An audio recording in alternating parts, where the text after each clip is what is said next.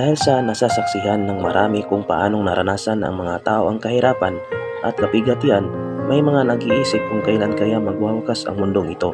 Napakalagang sangguniin ang Biblia tungkol sa kung ano ang itinakda ng Diyos sa mundong ito at sa mga taong naririto, at ang lalong mahalaga na malaman kung paano ito mapaghahandaan.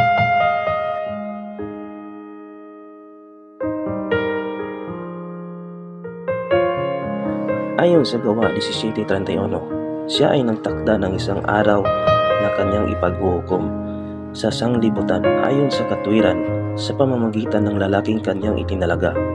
Ang araw na binabanggit ng talata na itinakda ng Diyos ay ang araw ng paghuhukom, kung kailan huhukuman ng Diyos ang mundo sa pamamagitan ng kanyang anak, si Jesucristo.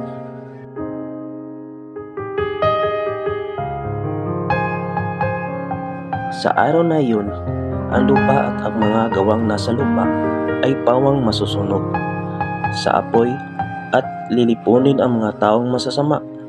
Kakilakilabot na pagkawasak ang darating sa mundo sa araw ng paghuhukom.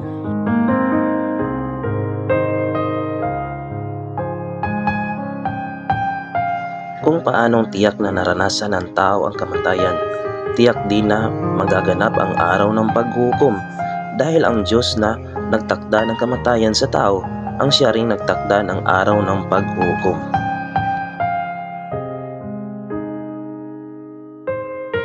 Mangyayari ito sa muling pagbabalik ng Panginoong Jesucristo, upang malaman natin kung nasa mga pintuan na ang ikalawang pagparito ni Kristo.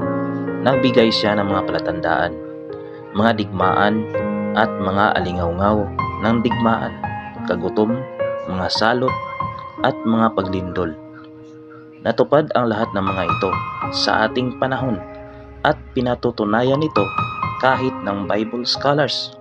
Ang panahon kung kailan naganap ang mga bagay na binanggit ay noong mga taon ng unang digmaang pandaigdig. Kaya mas malapit ngayon kaysa noon ang wakas ng mundo o ang araw ng paghuhukom.